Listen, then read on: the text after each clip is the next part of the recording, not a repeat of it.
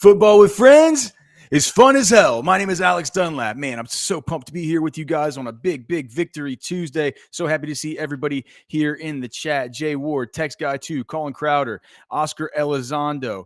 It is indeed fun as hell. So good to see all you guys. Central Texas Aviator back in the chat. Man, I'm telling you, man, the boys and the gals are back in town, Blake. So good to see everybody here. Richard Arias, Darwin Lemon, of course, Colby S. Pleasure to be here with you guys. We got a big show today. We're going to be talking about the plan for Malik Murphy. I went back and watched Texas Tech BYU, so we're gonna get into some of that stuff. I feel like there's a couple angles that we could take here when figuring out what Sark and the staff might be looking to be doing with that thing. We need to finish up some of the stuff on the defensive breakdown. Hit on the unconscionable. What did I call it? Did I call him earlier, Blake? I called it like something about it. I just start writing and the words just flow. I think it was something about the Jaylen Ford disparity, right? We're going to go over those numbers and talk about that. We also have the press conference takeaways from Kalani Sitake, what he said about Sark, how he's planning to attack the Longhorns this week. Fantasy football waiver wires. We'll talk about that. Catch him at some notes on the quarterback situation over on Orange Bloods. We have some. I was messing around today and doing some research about AC joint sprains. We're gonna talk about that for a orthopedic Dr. Alex section, and then of course we have merch. We have new merch, and so we're always going to be plugging the new merch and everything like that. Football with Friends merch. Of course, it's always fun as hell. Tom G. Great to see you, my friend. The crossing routes, we can talk about those. We talked about them yesterday. I think there's an easy way to stop it, right? You let the linebacker drop into the 3-hole gap to defend against the number 3 receivers that run those hitch routes, or I'm sorry, those hook routes. Let's see. And the link for the merch right there. But hey, so basically, I watched back Texas Tech BYU. Things were really going great in this game. Blake, can you throw up the clip from Tyler Batty after the game? Laying on top of him, I get up, and this dude just comes out of nowhere, just starts saying all sorts of stuff, and then spits in my face. And then honestly, actually, to end the game as well, their right tackle, 76, did the same thing. After Josh Singh made that tackle, came up and I was like, hey man, good game, and he just beep. So that's how you were playing the right way. Yeah, I mean, they were pretty upset throughout the game. So we'll take advantage of that. Ethan.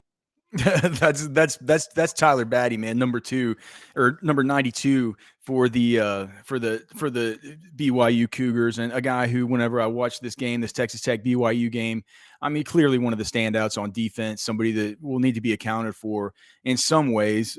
Let's just get right into it. So if you guys also questions, if you guys have questions, make sure and put them in the chat. We'll get to questions throughout the show if you guys have them. Whatever it is that whatever it is, it's fine. Oh, also barbecue restaurants, right? List your favorite barbecue restaurants. They can be in Austin, they can be Central Texas, they can be Lockhart, wherever it is. Oh, and thank you, Blake May. I do appreciate it. So good to see you, Doug Graschik. Not too good with the names where it's got the J, the C, the Z, and then the Y. I'm never exactly sure. I think it's Doug Graschik. Okay. And we're excited to see you this afternoon as well, my friend. Blake May is saying hit that like button, and that's the one thing that I write at the top every time, right? Like, subscribe, please. If you could like the show, it helps us out immensely. If you like what it is we do here. Oh gosh, I don't like Darwin Lemon's suggestion of Rudy's being the best barbecue. We can do better than that in the chat, guy, in the Specs chat line. Okay. So watching BYU versus Texas Tech, you guys know what happened. BYU won that game 24-17, and we're going to talk a little bit about Kalani Sitake. What an interesting guy he is, by the way. I kind of think he's a cool coach, kind of, man. Very sort of self-depreciating, smart, very, well, how do you say, very like I can never think of the right words. I think about these things all the time. He takes a lot of time, very considerate of his answers and stuff. He takes a lot of time to consider his answers. He answers things nice and straight. And so we'll talk about sort of what he said about it. But as far as I mainly just watched I wanted to watch the BYU defense because Blake, we need to make something really, really clicky for the show to get those view numbers way up, and you guys can help us with the likes as far as that's concerned, or you can comment below.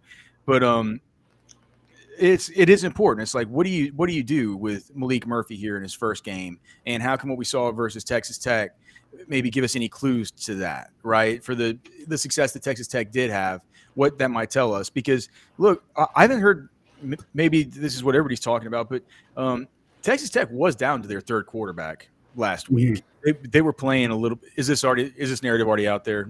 Like you can put together a plan based on kind of what they did attacking a quarterback that they knew was not going to be operating at the same level as their starter, how BYU sort of attacked that kind of player.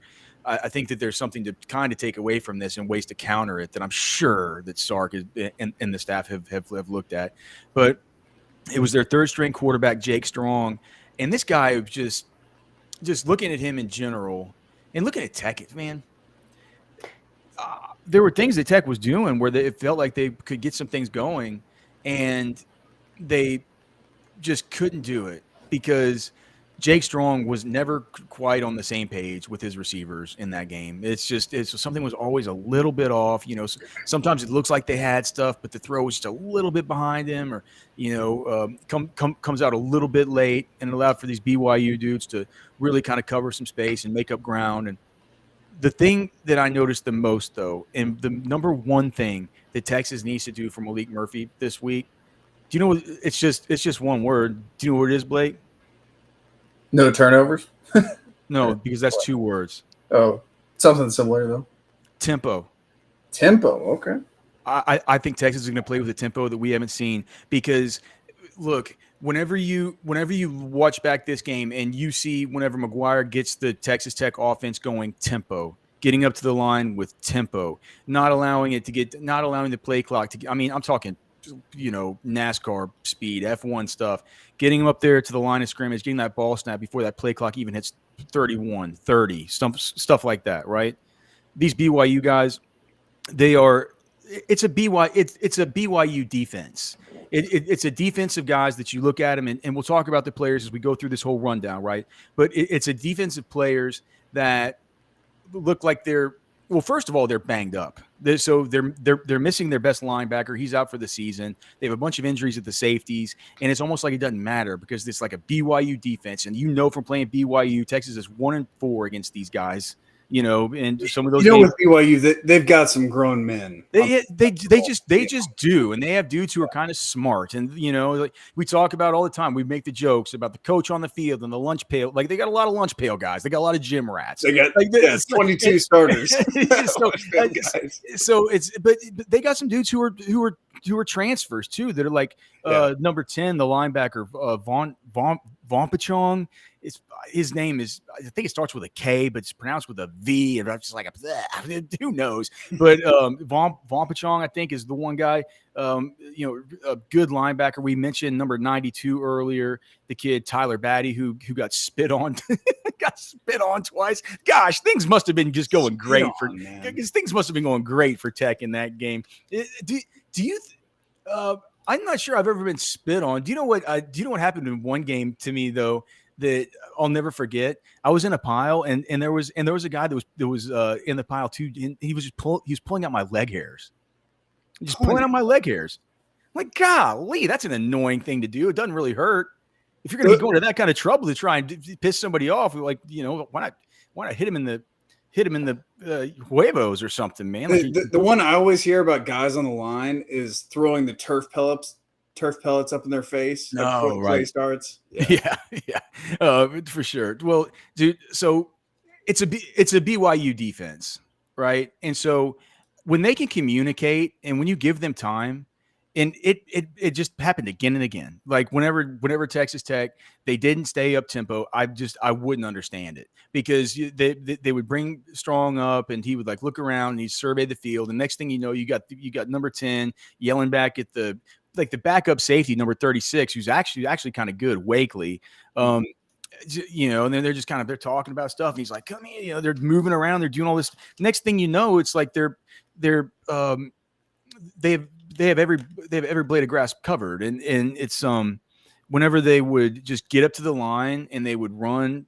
Is it Taj Brooks? Yes, that's the tech. They would just get Brooks going. See Brooks on the whole game. I was amazed when I started watching this game because I looked at his stats beforehand, and he went for like 107 yards in this game, but he did it on like 31 rushes, and so it was like 3.7 per.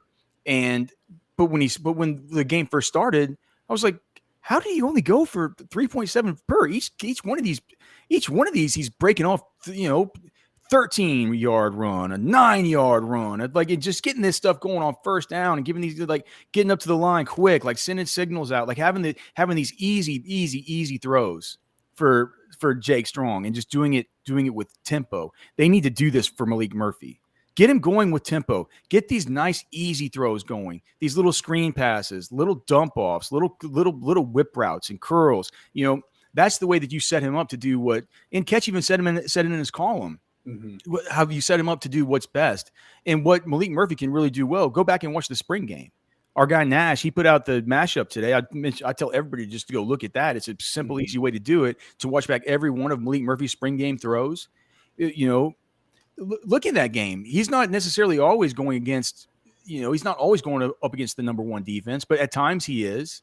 He's definitely got the number twos and the number threes as far as the offensive line blocking for him. He's not going up against just complete scrubs the whole time, and he's dropping deep dimes. DeAndre Moore dropped one. Jonte Cook caught his, and of course everybody remembers that play. But there were other plays, man, where he would push that thing all the way to the field side, all the way to the other side of the field. Good throws. Getting it out quick, right? Mm-hmm. If they can keep the tempo, that's the most important thing. If they can at least start out with tempo and then continue it. Don't do what McGuire did and just get into a shell. And that would be my only worry with Sark is that if they do find themselves in this spot where they're actually moving the ball well, Malik's moving it, you're getting him some confidence, you're giving him the ability to set up some of these bigger shots off the stuff that they're doing otherwise, and with the run game, right? That's where I was going to go with it. I think you hit the nail on the head with starting with the short stuff, gaining confidence for Maalik, and then you could evolve to the bigger shots, and then that's just going to open up the run game for the whole pounding the football at them. And here's the thing: is whenever they go tempo against these guys, they don't have time. Like 92, basically. So 92 is an important piece to their defense because 92 can line up at the 3 technique, he can line up at the 5 technique, and he can line up way outside as like a 7, 8, 9, whatever. And they play all kinds of stunt games with him. He's not the most agile. He's not the most physically gifted, but man, is he a good, hard-nosed, smart player that gets other guys lined up, knocks them in their thigh pads, lets them know like, hey, this game's on right now because of something I see. If you don't give these guys time to communicate like that, they really don't do a good job. The Texas Tech defense was able to completely wash the BYU front away there in the first quarter of this game. Whenever they slowed things down, whenever they started to figure out that the real turning point in the game was how they sort of adjusted to realizing that Jake Strong really, really stinks, right? And look, I don't have a secret. I don't have a magic bullet for what happens if they go out there and Malik Murphy just stinks. If that happens, the plan for Malik Murphy is like, who the hell, the plan is we're screwed. You start running the Savion Red package. Yeah, it's something. I don't know. Yeah. It's like it's sounding like from what Ketch is saying that Arch's family might not even want him to play. It's like they don't want him to play unless something happens where somebody gets hurt. We talked about it yesterday about, all right, how many series is it going to take for the Texas fans to start, saying that, man, you got to put Arch in. If Malik Murphy doesn't score, they can't get anything going.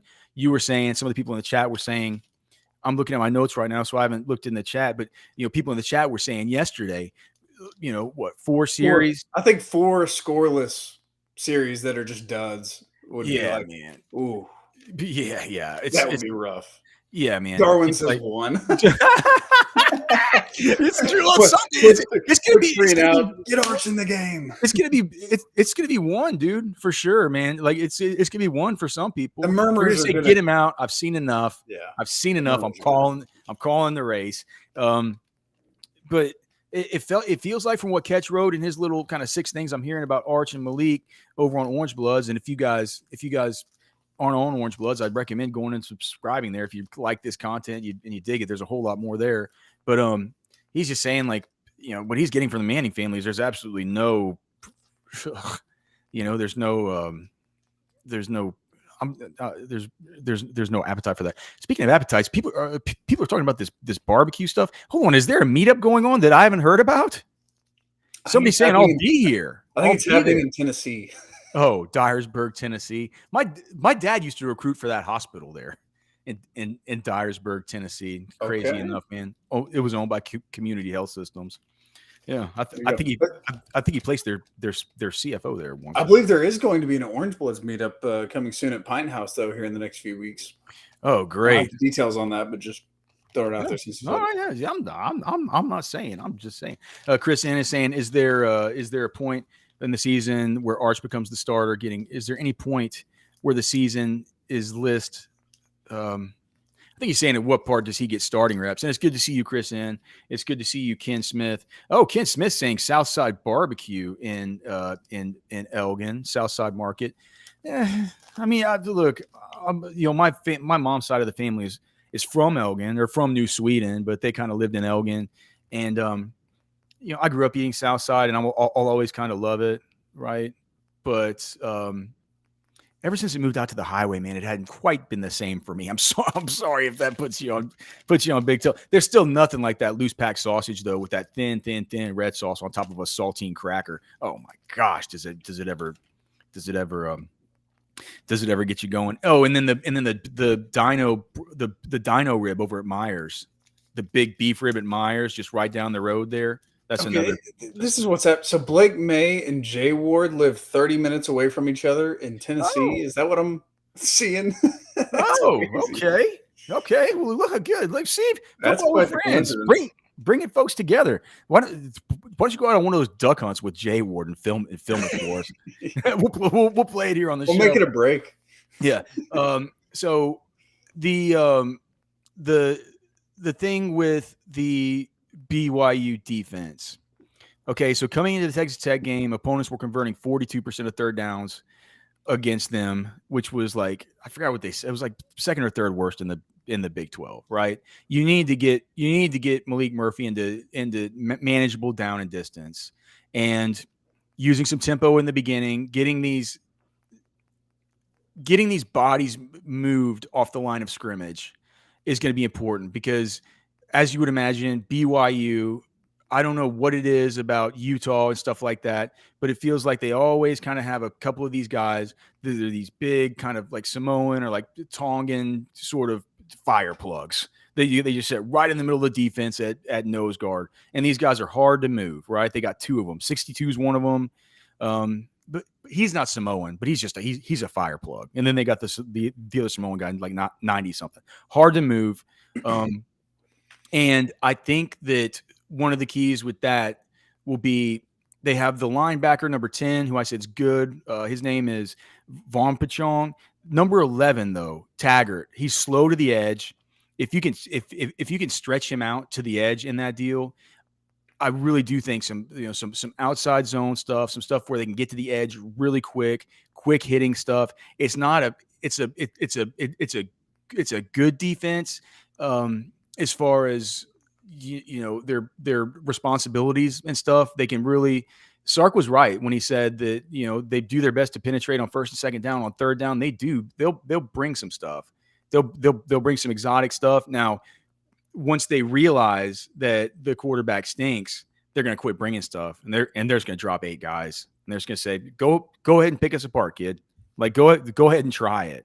And what happens is, if the quarterback's bad, like Strong is, they're going to be in position to get their hands on footballs. And when they do, they bat them up in the air. They make interceptions. And dude, there was I was thinking during the game when I first started watching it, because they had a very fortunate fumble recovery for a touchdown on a mistake by the offense, a mistake on the Tech offense, where it was just Strong just couldn't get they just messed up at the mesh point trying to hand it off to Taj Brooks on their own 3-yard line, and they fall in the end zone.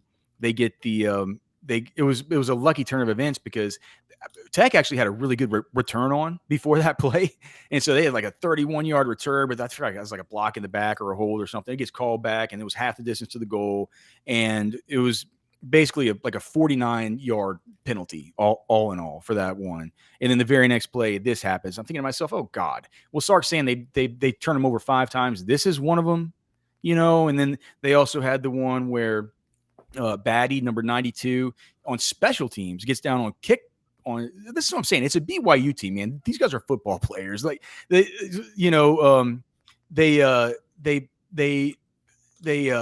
as usual, I pull up check out the statistical comparison and look at this turnover margin. Yeah. 3rd in the country. Well, based on that game. It could have been worse.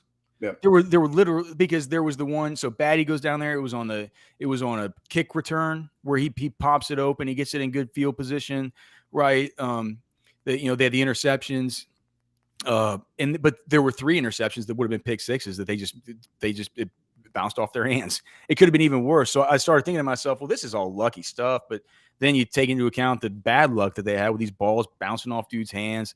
The safety Wakely. One would have been a definite, would have gone back the other way for a touchdown for sure. It's like it kind of makes up for the luckiness of those original ones. And I want to look at those stats here in a second, Blake, whenever I'm kind of looking at the screen and not looking here at my notes, just to kind of jog my memory about all this. I mean, they showed the ability to turn the football over against a bad, Tech's bad. They're really bad. They'll be better without Strong. Strong's no good. He was 19 for 37 in that game with 3 interceptions and a QBR of 19.1. It should have been 6 interceptions. Isn't that crazy? Like, if these guys literally don't have Vaseline on their hands, you know what I mean? It really should have been. And Slovis only threw for 127 yards. Well, the thing is, it didn't like BYU did anything offensively in the second half of this football game. No. But so with those fire plug nose tackles, the one thing that I worry about is I always worry about. I worry about Jake Majors, about if they're going to be in a one shade with him. If we're talking about getting to the outside, if we're talking about stretching the edge to maybe do some things to have to get because what you want number 11 doing is you want him flowing laterally. If he's coming downhill and he's going to meet you up in the B gap, right? You're not doing anything to, put him under any stress. I'm not saying you're necessarily going to conflict him by, running more outside zone stuff. It's not like it isn't like a conflict scenario where I will say that, the backup edge guys for Texas just on a complete other way, right? If BYU's smart, they're going to try and conflict guys like Jamon Tapp and all the rest because they do have an option element to what they do offensively, and conflicting those guys that have very, very, very little experience is going to be something that I bet you that they try and do. But for the focus of here, Malik Murphy, what the offense needs to do to really cater to his skills and make sure that things are this Texas offense.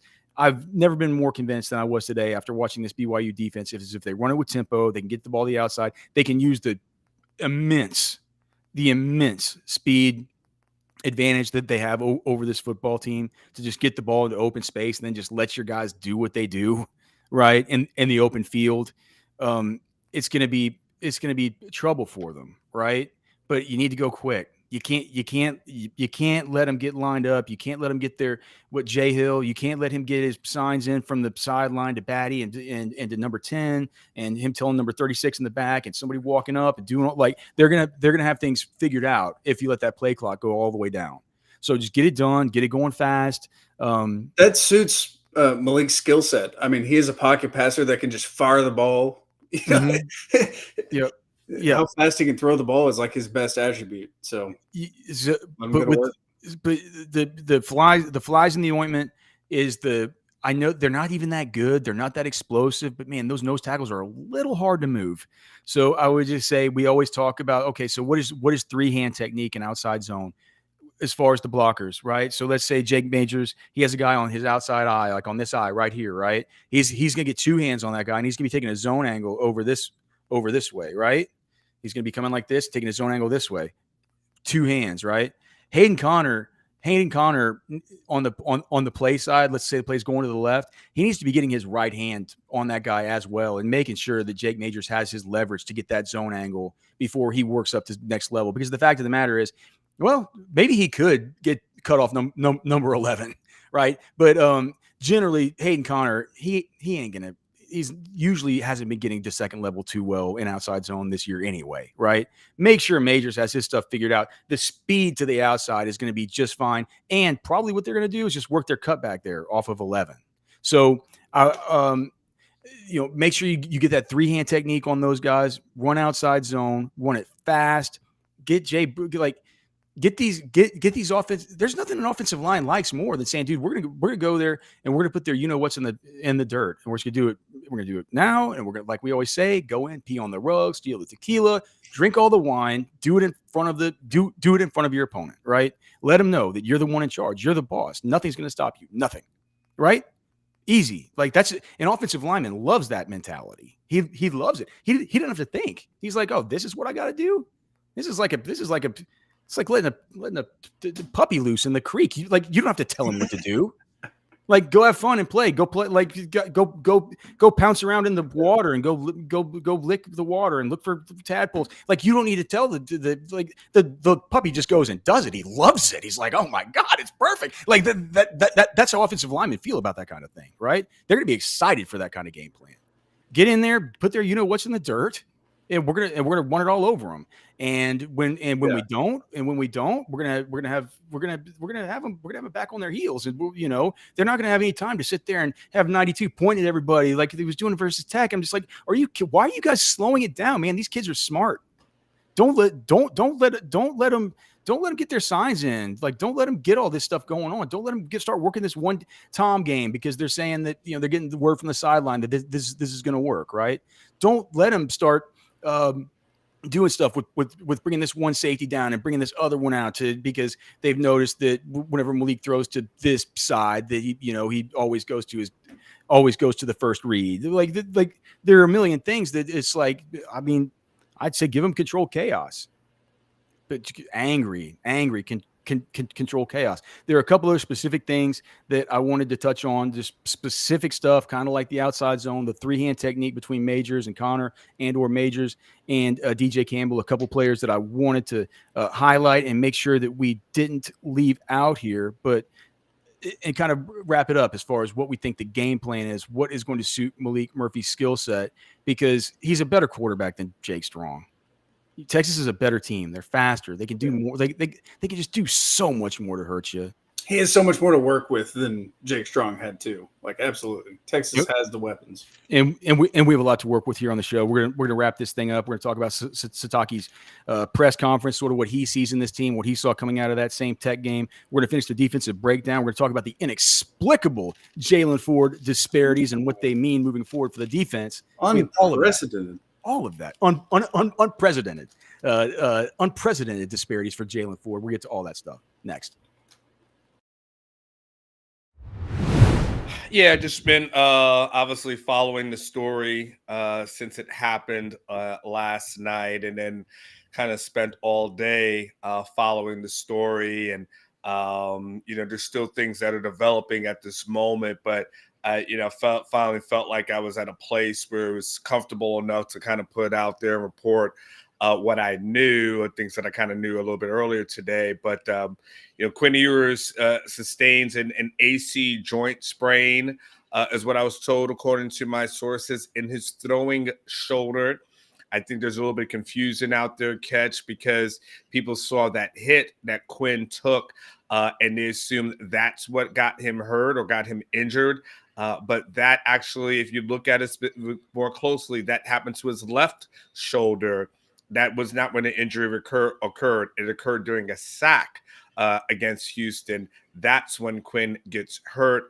As you can see, Pete Thamel, not too long after I tweet that out, he ends up confirming it and then adding a little bit more details with a grade 2 AC joint sprain in his right throwing shoulder. as the MRI revealed this point. Again, he kind of confirms what I report that, as of Sunday night, no timetable for the return, but we'll learn more this week. I think there's more tests catch that from what I'm learning that will probably be rerun this week to kind of make determination as to when Quinn will return. And so because of that, that's the reason why there is no timetable. But I think the safest things to say at this moment is that one, AC joint sprain, so there's no break or anything to that effect. But two, you're probably not going to see Quinn on the field within the next couple of weeks. Like, I think you have to go into this weekend a game or this upcoming weekend's game feeling like, it's probably going to be Maalik starting at the quarterback position, feeling how Arch feels in. But the big news as of this moment is, one of the worst case scenarios that you can have for Texas Longhorns season is knowing that your starting quarterback once again is not going to be available. Once again, of course, this happened last year. And then, in my Sunday pulpit, I went through a whole list of Texas quarterback injuries that have happened probably since 2009. So that's kind of where we are as relates to Quinn Ewers as of Sunday night. No matter what you're needing, Specs same-day delivery can save the day with our Specs app or online shopping. From world-class wines to hard-to-find spirits and craft beers to gourmet foods, delicious snacks, and spectacular sweets. It's Specs. Cheers to savings. Oh, yes. Football with friends is fun as hell. Oh, dude, I'm pumped as hell, dude, to be here with you guys today. We got a whole lot to get to. And, man, I'm seeing so many familiar names in the chat. Blake May, Teddy 1 showing up. He says his place is really close to the county line. Great ribs. Hey, they do have great ribs at county line. I remember eating those. I remember eating those whenever I was a little kid growing up just walking around, just dodging bullets in Westlake Hills, trying to get over there to county line. But man, my friend Cody worked there whenever we were in high school, and he would bring home some of those big beef ribs, man. They were so good. Let's see. Blake May, Teddy Thomas Tatum. So good to see you, brother. Mr. 512, Gringo Horn 65 says Papa's Barbecue in Houston is really good. I actually kind of think that I'm a big fan of those Greek Papa's brothers for sure. They are my buddy.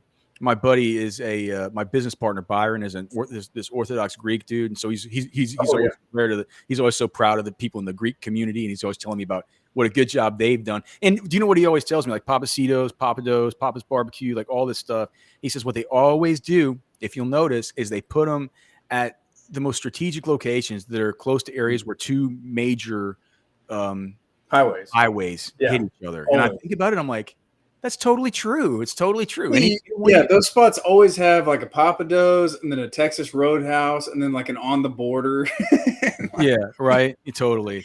But let's see. So Oscar Elizondo saying county line's great. The Turtle Pond view outside. So he's talking about county line on the lake is Oscar Elizondo. I think that Ted was talking county line on the hill over there in Westlake Hills. Oh, Blake May had an interesting stat. Did you see this? So first he said, did you guys see the Ewers average distance of target by week? And then he put it in the A dot. No, I don't know. I don't chart a dot. Look at this. Bama was only 7.9. Houston was only 3.9. Baylor was 6. Yeah, that Bama one's surprising to me. Just because of the Worthy and because of the Adonai one. I guess I have to look back and see where all those JT Sanders targets were. I think he had some short. And there were the short targets to the running backs in that game. Mm-hmm. But that's it. Yeah. Thanks for bringing that up, Blake. It's interesting to note to see. He says later, I wonder where Murphy is going to fall on that list after this week and after the coming weeks when he starts. That'll be something to keep an eye on. I think. Interesting. I've never charted average depth of target. It's just something I never thought of. Maybe I should have, but I can't change it up now. I'm stuck. Just like I'm stuck with Specs, and I'm happy to be stuck with Specs. Absolutely. because Specs, wine, spirits, and finer foods. My Specs, man, it's world class service, and it's all about you. Like every time I go in there, People are always asking me, they'll see me buying my bottle of tequila, and they'll be like, "Oh, Hornitos, is that good?" I'm like, "Well, it's not as good as Casamigos, but it's a lot cheaper." And they're like, "Oh man, well we know all about affordability because we've been doing that here since 1962." 4-time National Retailer of the Year, of course. Specs, Specs Wine, Spirits, and Finer Foods. You can visit them online, specsonline.com/shop. Please drink and chat responsibly, right? You can say what you want in the chat. We like to keep it family friendly. It's a family friendly show. We want you to be able to pick up your kids and have them learn about football and learn about friends and barbecue restaurants and average depth of target and all snaps per production caused or disruption and or penalties allowed. And we'd like them to learn about how to game plan for Malik Murphy at quarterback at home versus BYU.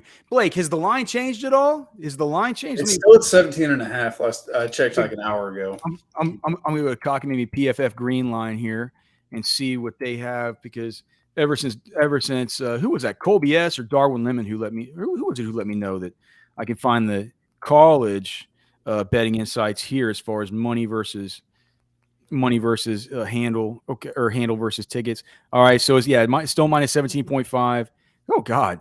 So still, it's now 92% of the tickets are on BYU, 98% of the cash. So it's basically the same as yesterday. Look at this though. Texas is minus 941 to win the game as far as the money line. BYU is plus 614. So to win, 89% of the tickets are on Texas just to win. But God, that's a lot to lay out. I would be feeling real nervous about a minus 981 line. Do you guys know what that means? Minus 981. I think most of you guys might. So it wasn't Colby S who told me about that. Oh, do you know who it was? Oh man, it was he's always so sharp. I forget his. Oh gosh, if he ever posts again, I'll know his name. He's been one of the people that flocked away after the Oklahoma loss. Hasn't been back. We're starting to get some people back. Oh gosh, it was. I'll think of it. I got. We'll spot it in the chat. The money line. So what that means, minus 981, is that if you want to make money on Texas, like let's say you wanted to bet, say you wanted to make $100 on your bet, right? Darwin Lemon's right. The guy has his picture on his avatar. You have to put it down $981. So you'd walk up to the ticket counter and you would say, all right, I want to put $981 on Texas to win this game just on the money line, right? If you win that, you can go back up to the counter and they would give you your $981 back and give you $100 on top. To me, that's a lot to lay out. Yeah. For a $100 score. Like, I can't. That's not a good value either. Like, and then that's the thing. Let's say you want to put $50 on the Texas money line, right? What are you gonna get back on that? Like, $5, $6?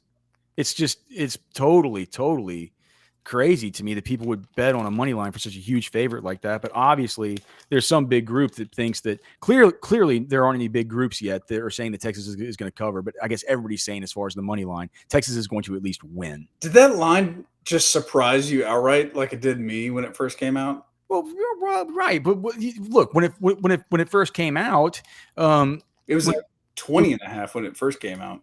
Was it 20.5? I thought it was like 22. That might have been a while back. I thought it was. Obviously before Quinn and everything. Whenever you guys told me in Slack, I thought you said 22.5 or something. It was something that was just off to the reservation. Huge. Just I can see back 2 days, and it was 19 on Sunday. What Texas need to do for Malik Murphy, the first word is tempo. Okay, so remember that when you see them go out there and play with tempo to start the game. Remember, I'm not saying. I'm just saying. Like I'm already taking credit for it. I'm already taking credit for the correct call here. It's like you're gonna see that it's gonna be obvious to them watching this. Like why did Tech get away from tempo? Why did they do it? The only way you get away from it is if you just hope that Sark doesn't start getting into where he's playing the battleship play calling again, because that will get away from tempo. There needs to be a script of plays. You need to, this is a tougher game. You got a backup quarterback. The coaching staff simply has to put in more work. They have to be ready for every contingency. They have to be, I think that Sark's right with the way that this defense works. When you get in trouble versus this team, this is not a team that you want to get down against, because what's going to happen if you get down against them, probably they're going to realize that they don't need to respect your quarterback, and they're just going to say, guess what? Now this quarterback right here, this number, what is Malik Murphy, number 6? Mm-hmm. This number 6 right here, he's going to be he's going to be our number one participant in this football game. We're going to make him participate in every aspect of this football game, and we're going to drop 8 guys, and we're going to make him have to do the whole, have the math equations going off in his head and have to slice and dice like he's some kind of Steve Young, right?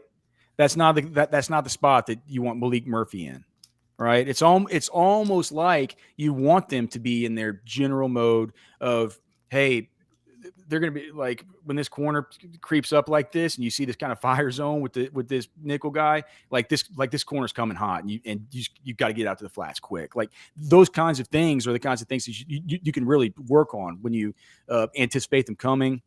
But you do need to be ready for things to change, right? Especially with a quarterback like Maalik, who, like Sark said, you're going to have to get him to the sideline to talk these things over. You're not going to be able to communicate complex ideas to this guy from the sidelines. You're going to be yelling at him. He's going to be looking at you like, well, you might as well be speaking Chinese to me. Like, what are you even saying? In the moment, that's what it is. The other thing is you just not allowing them to make those kinds of adjustments in the second half. They clearly were able to adjust to what Tech was doing in the second half of the football game, and it's going to come. A lot of it will be the offense. The offensive line, just their level of conditioning. Like I said earlier about the puppy in the stream, right? They need to stay like that the whole game. They need to be man-eating dogs, right? Man-eating killers.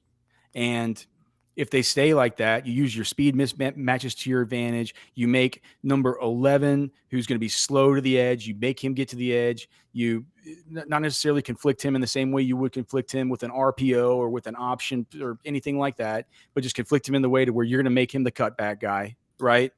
Get him into open space to where you have to break a tackle against a player like that who can't break down. You take number 10 out of the game. You make him the downhill guy. You don't run up into the middle of to the guts of this thing where they got these big, fire plug nose tackles and linebackers who are excellent at just coming downhill and fitting up gaps in the traditional way. Keep them in their base like that, man. Get to the edges, spread them out, slice and dice, put them in the dirt. No exceptions. And then let Malik Murphy work off that. I mean, what better spot could you put a young quarterback in? And the good news is versus BYU, you've seen even a bad quarterback come out and do this with the scripted first plays that Joey McGuire and his staff had. I mean, you've seen it. It's not an athletic defense. It's a smart, talented group of kind of mature players like BYU. It's a BYU defense. Don't give them the opportunity to be a BYU defense that's going 4-1 against Texas in their 5 meetings, right? So that's it. That's the game plan. Easy enough, right? Easy enough. Just let these guys be dogs, man. Let these guys be fast. Let them be dynamic, strong like bull. Okay. You want to talk about what Kalani Sitake said at his press conference? Yeah, I'm curious. All right, so Kalani Sitake, he said about the Texas team. He said, really well coached by my buddy. Here's the thing about Sitake.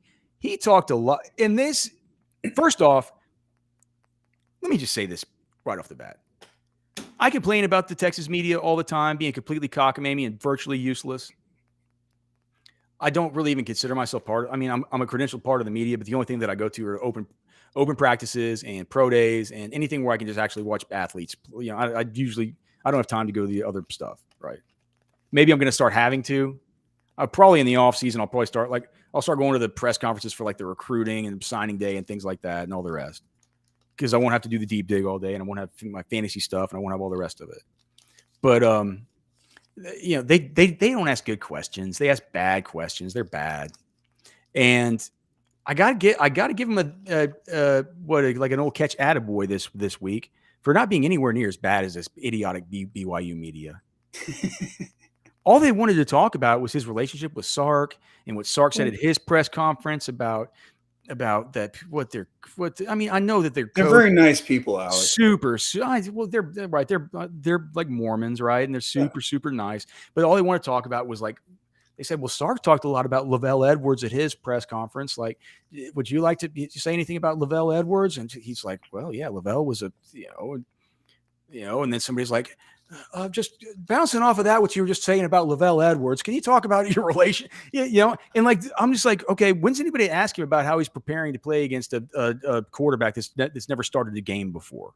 Why isn't Why is nobody asking him about this? Why nobody's asking about the thing on the actual football field? No one did it. So I was disappointed not to have any sort of insight from him about the way that he'd be planning to, generally attack a quarterback like Malik Murphy. It would have been interesting for me to hear, but he's just, dude, man, he's such a humble guy. He was saying, he's just, he started out by saying about how Sark, he's like, it's his buddy. It's a tough ask for us. He said, but we're working for an opportunity to play our best, and watching them, there aren't a lot of weaknesses, but we're going to give it our best shot. We're going to see what happens. We can be happy with the results no matter what if we do that. So he's given this same line that Holgerson's given, the same kind of rope-a-dope line that Venables gave about, I don't know, but, all these guys, they I'm not sure how much we can read into their attitudes about Texas and the way that they kind of sometimes view Texas and at least, talk about them and talk about Sark. Really. It's just such a, man, it's such a disconnect between the way other coaches who work in the industry talk about Steve Sarkeesian in the way that the fans, not necessarily in the Specs chat here on this channel, although it does happen fairly regularly, or on Orange Bloods or anything else, just say, like, when can we finally get a play caller of a coach? When can we find, like, why is it always got to be a Tom Herman or a Charlie Strong that are great coordinators and then they can't be head coaches? It's just so, it's like the juxtaposition with that versus how all these other coaches just talk. They hold Sark in like reverence, they're like, he's a guy who, he's a guy that, whenever I have questions or anything like that, he's always been the big, like, he was the quarterback. I was just the fullback. They were on the team together. He was a guy that I could always, call up if I had questions about ball, and he was the big star. And I went to work to go be a GA at an FCS school, and he goes right to work at USC and the NFL. And what I'll say about Sark is his career path was so much quicker than mine to head coach. And he's this big star, and I'm here like I was a nobody. He's like, I still am a nobody. He's just talking to him like this. And he's saying, but Sark, it's like the whole time Sark would always call him up and talk to him, and they talk ball, and how he was always so grateful that he was kind enough to give him this kind of time in his life. So this guy, this is Sark, he's so busy. He's like, so it's Sark. He's like that he has this time for me to stay in touch with little old me, Kalani Sitake. Sark's at big old bad Texas now. Not but I'm just saying, it's just, I think it's interesting to hear, and you don't get that level of reverence for Sark from these opposing coaches, but every time you got Holgerson saying like, well, it's Sark, man. I mean, what are you gonna do?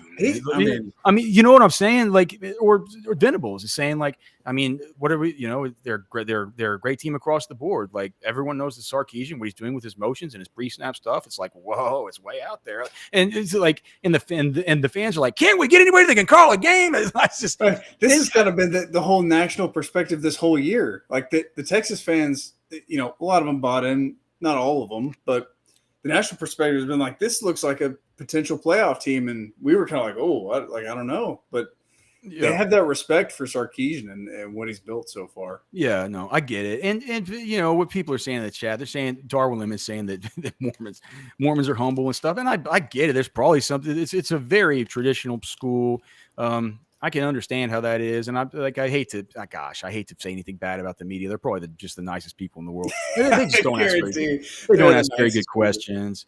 And I don't think to be in the media that you necessarily have to be Mormon. Maybe I don't know. Maybe they ever have. I don't know how those rules work. Do you still have to do all that? Is it still like you have to do the missions and stuff to even go to BYU and stuff? I don't even know. I'm talking out of school. Yeah. He felt like they were big moments against Texas Tech that they can build their identity off of. That was a really big win for them, man. It was a big win to have that game. That was a homecoming game. The crowd there actually was like, have you guys seen what it looks like in Provo, Utah? What that field is like? I just, for some reason in my life, one of the most beautiful settings. I'd never taken the time to just like look at it as they kind of pan in. They're like Provo, Utah, Lavelle Edwards Stadium, and they come in and like it shows like these mountains that are behind there, and it's like the sun's kind of hitting the side of them as it's beginning to sort of come down over the horizon, and you say to yourself, oh my God, it's like the most beautiful place on earth. Of course, they're going to be able to recruit at least some kids here. This is wonderful. Absolutely. I'm not sure 18-year-old me would have said that the same way that 42 or whatever year old me. It's like, oh, beautiful, that'd be a beautiful place in the mountains. I can go fly fish. I don't think I'm not sure I'd be thinking about that. I don't know that maybe there's a world out there. But yeah. Oh, is that a picture of it? Look at that place, man. It's just beautiful. Yeah, dude. Well, when Baylor traveled to Provo, I can't remember if it was last year or the year before, but I had friends that went up there for the game, and they wanted to hate BYU so much because they're like, oh, you got to beat them. And then the fans are like handing out ice cream. And it's so good to have you guys. God bless you. They were so nice. It was pissing me off how nice they were. Dude, it's like, oh my God, how can I dislike these folks? Okay. He just basically said that game was a high effort, high energy game. And it was. That was a good game for BYU to build off of, at least defensively. Offensively, they have some things to work on. This is coming off them getting smoked by TCU, by the way. I'm gonna watch the offense more closely tomorrow, and maybe Thursday I'll do that. And just so we'll kind of talk a little bit about that before we get into the final takes on Friday and stuff. So we'll have the kind of the plan for offense, the plan for defense, right? But offensively, it feels like, I mean, they even asked about this stuff. They said like, well, coach, like, what do you think about the offensive inconsistency versus Tech? Like in the second half, things just didn't click, and coach just said that they're just all over the place a little bit more on offense. He goes, it's not a one person problem. It's the execution that needs to happen in practice, then in the game. He said, we had brilliant moments where we were all on the same page and others where we weren't. And he just said, man, we're in the Big 12. Like we're going against real good teams now. Is it the perspective of these new programs that are like, I really caught this with Holgerson last week. He's kind of like, man, I mean, they're all good, man. It's like he's saying, like, even Tech, it's good. Like they're good. These are good teams. Even at beat up Tech, right? That Tech's beat up. The third quarterback, their defense is all busted. Like, he's just saying, he's like, he wants it to come together soon. It was funny. He says, but I want it to come together soon because I'm not a patient person, and I'd like for it to come together this weekend. is what he said.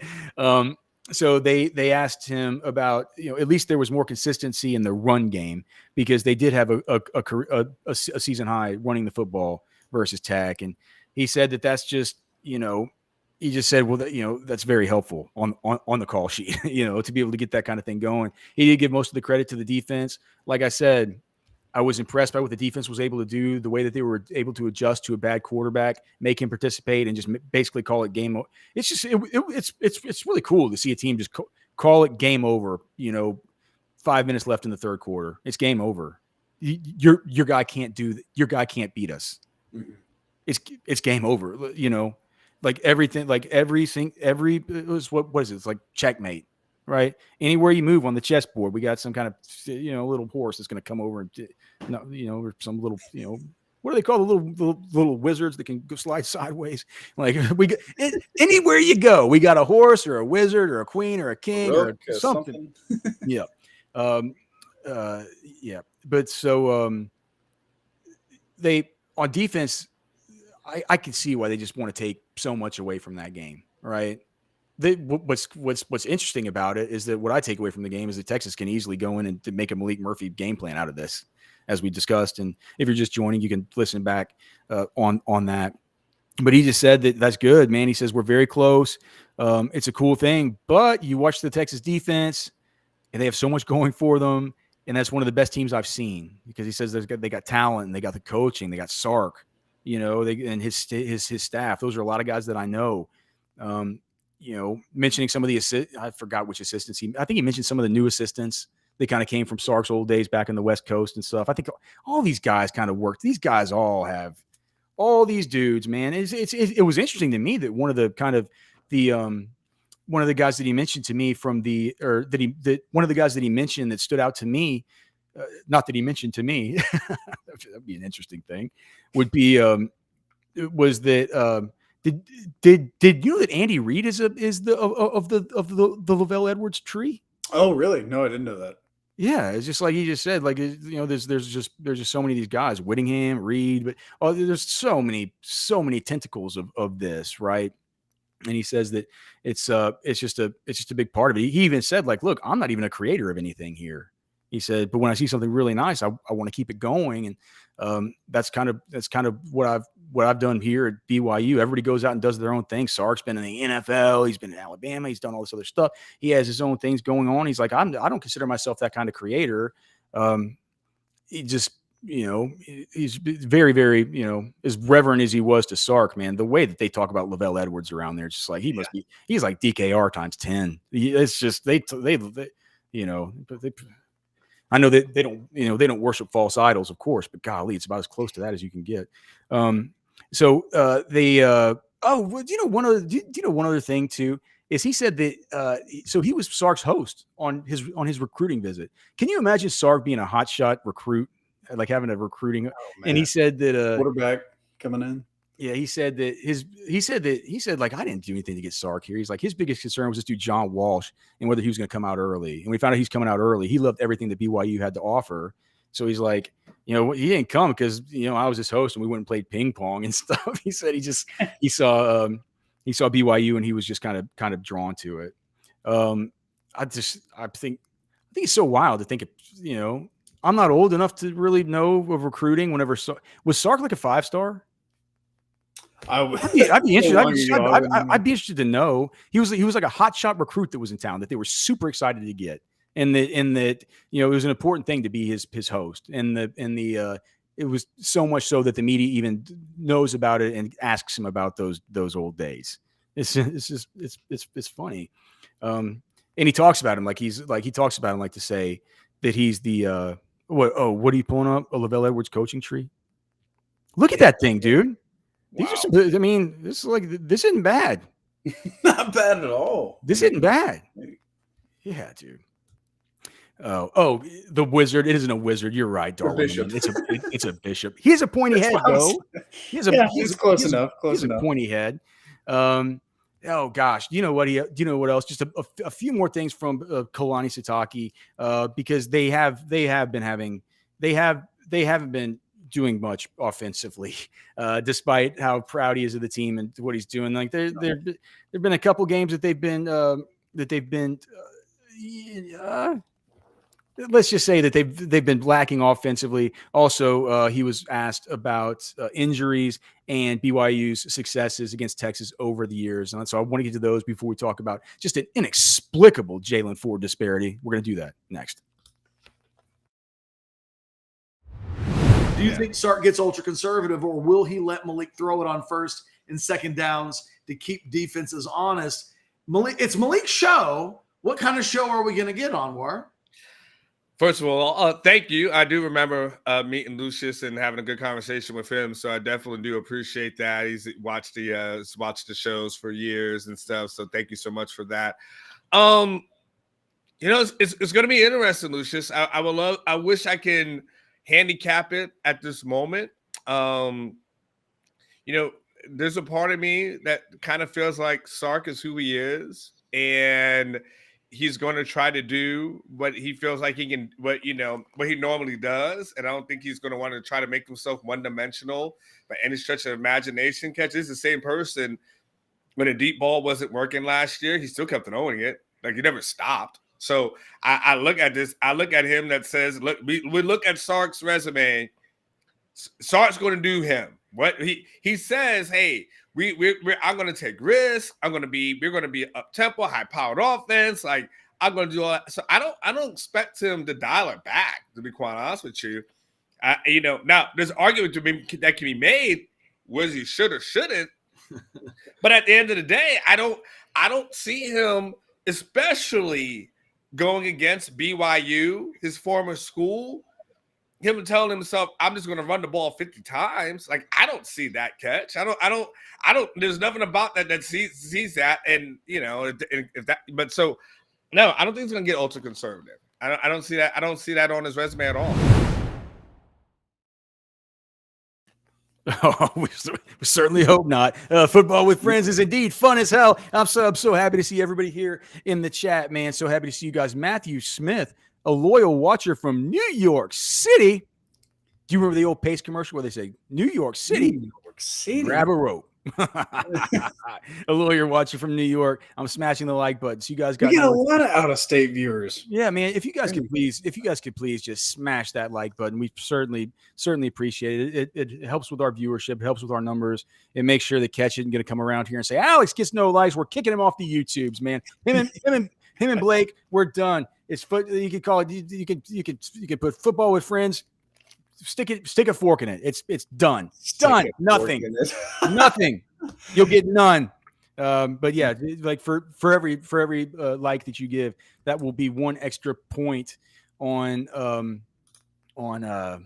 Malik Murphy's quarterback rating for this upcoming game. All right, so dude, let's get to like, what does catch like those things to be? I don't even know what those mean. Well, it depends. Quarterback or NFL, but like, or college football or NFL, college football, like 160, 170, that'd be pretty badass. Yeah. So yeah, like 160 likes. Let's do that. We could do that. Just like Christopher Ross. Just like Christopher Ross. Oh my goodness, Christopher Ross exits stage left. Should we just do a little number on that? Just kind of Christopher Ross, kind of we hardly even knew you kind of thing. What has he done? Like let's see what old K Ross has done this year. He had a few plays in the Alabama game and then got hurt, and then we never saw him again. Christopher Ross. Oh gosh, Christopher Ross. My goodness. So he was in on an assisted tackle. He had a quarterback hit, 3 quarterback pressures, and 1 blown contain, all on 50 total snaps on the season. As far as the games that Christopher Ross played in, well, he got hurt. Let's see, 50 total snaps on the season. Christopher Ross played, dude, I mean, golly, he played 47% of snaps versus Rice. Listen to this, dude. Christopher Ross played 26.56% of snaps versus Alabama. Can you believe that? Like I remember that's absurd. Hold on. Playing well. So Christopher Ross played more snaps versus Alabama than Jett Bush, Justice Finkley, Jerry Bledsoe, Trill Carter. So I don't know if you heard this towards the end of House Divided, but Anwar was on there, and this is kind of what it sounded like happened. It was kind of a personal thing between him and the coaches, and respect was not there, so they just kind of moved on. Respect was not there for what? I don't know. Apparently, he was acting up towards the coaches. Oh, you can't do that, man. Yeah, you can't do that. We don't have any of the specifics, but we talk about these players, man. You got to be dogs, man. You got to be dogs, but you got those a lot of times those dogs, man. If you're gonna do your best, you got to listen to some coaching, right?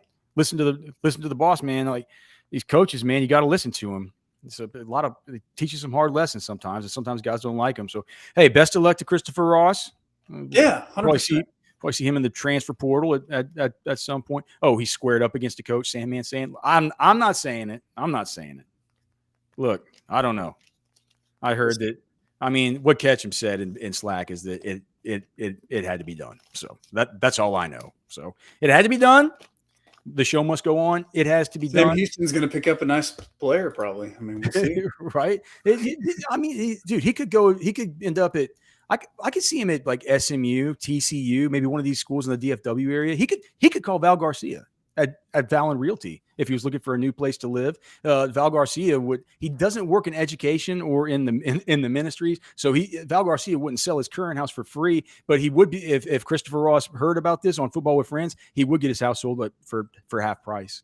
Val Garcia will sell your house for free and DFW. You can call him 469-647-8729. Also find him at valenrealty.com. And when I say he'll sell your house for free, those are his people, the people who are who work in education, people who work as educators, people who work in the ministries, right? You can scan the QR code right there, or you can find him at valenrealty.com. But what I can tell you is he's just look at Val Garcia.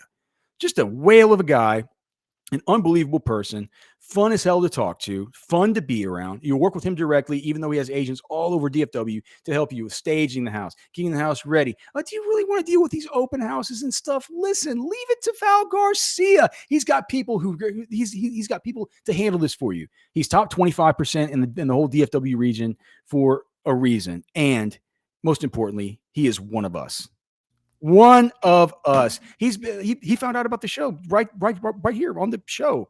Contacted me directly, alex@rosterwatch.com. He said he wanted to sponsor the show. He said he saw value in it. He said he wanted to be part of it right from the very beginning. And so, man, we love Val Garcia. And you, if you love your friends, you love your family in the DFW area, you would be crazy not to refer them to Val Garcia for all of their needs. valenrealty.com. You can call Val Garcia at 469-647-8729. Yep. This is right. I mean, I'm just saying. I'm not saying. I'm just saying. Ted Appear's saying it. Christopher Ross would never square up against Val. That would be a bad decision. Blake May says Val looks like Sark's cousin. Jay Ward says he knew it was coming the minute I started talking about D. You saw that one coming. I didn't even see that one coming until I really thought about it. Jay Ward's up in my head big time. Jay Ward just knows that Val Garcia spot is supposed to come in the second segment, so he's like, "Oh, yeah, get in."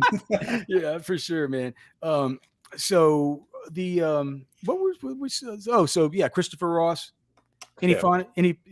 Oh gosh, hold on. Major news alert here. Let's see what that is. Oh my goodness, major news alert. Well, sometimes it's not as major as you would like to think. Oh, one other thing for the Patriots is no. Oh, okay. So the Patriots released Trey Flowers. So I mean, okay. Well, that's just a guess. That's kind of major news. All right. Oh, and I missed this one too. Marvin Jones announced via Instagram he's stepping away from the Detroit Lions to attend to a family matter. As a part of an agreement between the team and the player, the Lions will be releasing him on the transaction report later today. Marvin Jones Jr. He's getting released over a family matter? Huh. That's weird. Golly. Prayers up to my guy Marvin Jones. I remember meeting him at the combine. Or I met him first at the Senior Bowl and really, really liked him and got to talk to him at the combine. He was a cool dude. He actually he was married at the time, had a baby on the way and stuff. I mean, God, it really had his head on his shoulders. If it's a family concern, my thoughts and prayers definitely go out to his family, man. Marvin Jones is an awesome dude. All right. Well, real quick, can I give my favorite Chris Ross memory of all time? Yeah, sure. I mean, this is a Chris Ross. If you guys in the chat have any kind of Chris Ross stuff, Oscar Elizondo's asking where in the Valley Val is from. He's from the Valley as well. Do you know what he always tells me? He came from deep South Texas up to DFW. So I should have asked. I'm not from the Valley. The one thing that I do know is that Taco Palenque comes from the Valley, and so you guys can do no wrong as far as I'm concerned. Yep.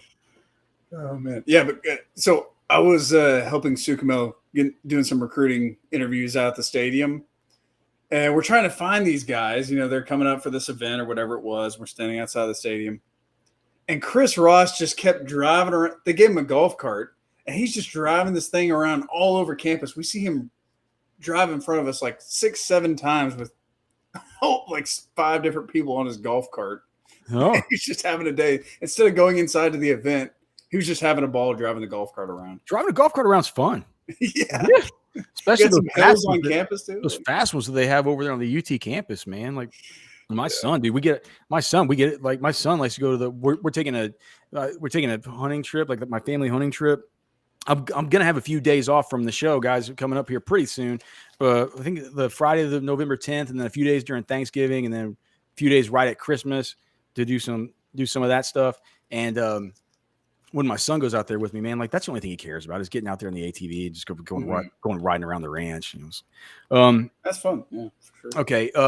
Let's see. Maybe he'll get hired at UT Golf Club. I'm not sure about that. Okay. So the other things about Sitake, so they couldn't get out of the, they couldn't get out of there without asking him about the last top 10 team on the road in Wisconsin in 2018. And I was thinking to myself, was Kalani Sitake the head coach of these guys even back in 2018? They're asking about this. Kalani Sitake wiki. Let me just look at this. So he's been the coach there since 2016 to present. 2016 to present. Man. So he was the coach of that team in 2018. I thought maybe he might have been some kind of coordinator or something. Kind of, maybe got moved up.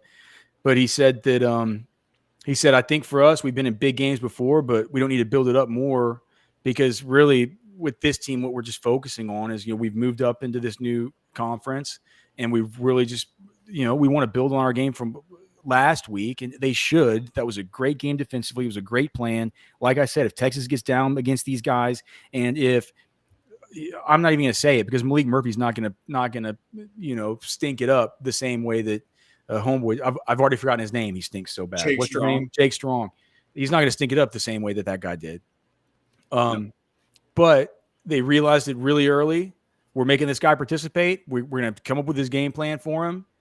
I would say that it would be interesting if they just came into this game thinking, man, we had such success with that. It's another backup quarterback. Let's see about doing the same thing to Texas.